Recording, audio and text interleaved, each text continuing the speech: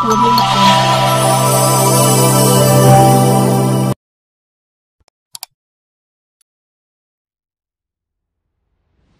के हितों से और संकट के बेटों से जो पढ़ाई करके इलाहाबाद में, लखनऊ में, दिल्ली में, बनारस में नौकरियों की तलाश में अपनी जिंदगी कुर्बान कर दे रहे हैं, उनकी उम्र बीत जा रही है, नौकरियां नहीं मिल रही है।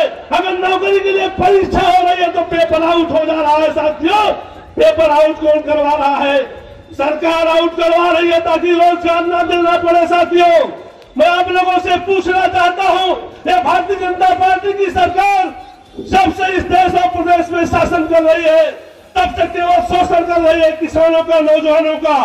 इस देश का प्रधानमंत्री कहता था मैं इस देश का चौकीदार हूं, मैं प्रधान सेवक हूं, मैं एक पैसा खाऊंगा न खाने दूंगा साथियों। मैं उस प्रधानमंत्री से आपके माध्यम से पूछना चाहता हूं, इस देश का कम से कम 15,000 करोड़ रुपया विजय माल्या लेकर के भाग गया।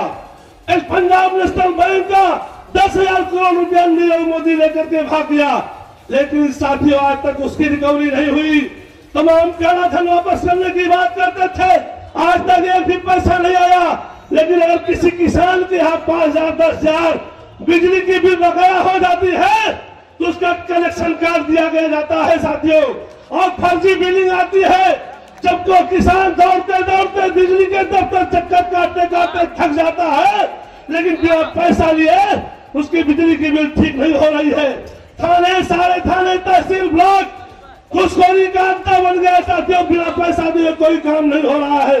मैं आप लोगों से निवेदन करना चाहता हूं, इस प्रदेश में माननीय अखिलेश यादव जी के नेतृत्व में भी सरकार चली थी। उन्होंने जन कल्याणकारी योजनाएं चलाई थी, जनता के हित को ध्यान में रखते हुए सारी की सारी योजनाएं वही आज ठीक ढंग से नहीं संचालित हो पा रही है। जिस हिसाब से माननीय अखिलेश यादव जी ने किसानों के लिए किसान दुर्घटना बीमा देने का काम किया था, अगर किसी किसान की दुर्घटना में मौत हो जाती थी 3 महीने 6 महीने के अंदर उसके खाते में पैसा चला जाता था, लेकिन आज 1 साल 2 साल हो रहा है, पैसा नहीं जा रहा है। 102 एम्बुलेंस दिया, 108 एम्बुलेंस दिया, 100 नंबर दिया, बीसीएस की परीक्षा से अंग्रेजी की अनिवार्यता को समाप्त किया। और रोजगार के नाम पर अग्निपथ में भर्ती हो रही साथियों। बताइए हमारे आपके किसान का बेटा और संघ का बेटा जो 4 साल नौकरी करके खड़ा करके फिर क्या करेगा साथियों।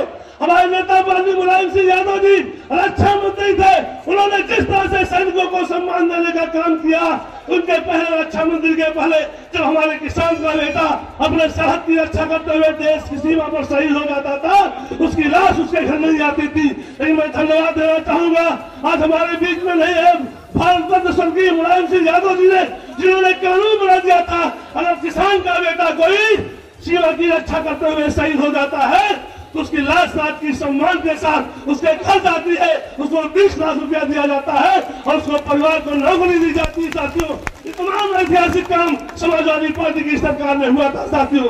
समय कम है साथियों, फिर भी और से बाद मौका मिलेगा। मैं आप सभी लोगों से निवेदन करना चाहता हूँ साथियों, आप सारे लोग आने वाले 25 तारीख को अपनी जो बटन है वह साइकिल के निशान पर अधिक से अधिक दबाइएगा और दबाइएगा भी।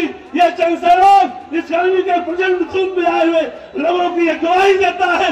आप सारे लोग जरूर साइकिल के निशान की इतनी बटन दबा देंगे कि लालजी वर्मा यहाँ से लाखों वोट जीत करके जाएंगे साथियों। इन्हीं शब्दों के साथ बहुत बहुत धन्यवाद। जय हिंद, जय भारत, जय स्वागत। ठंडा और कटहरी का विकास करके हजारों नौजवानों को रोजगार देने का काम किया था।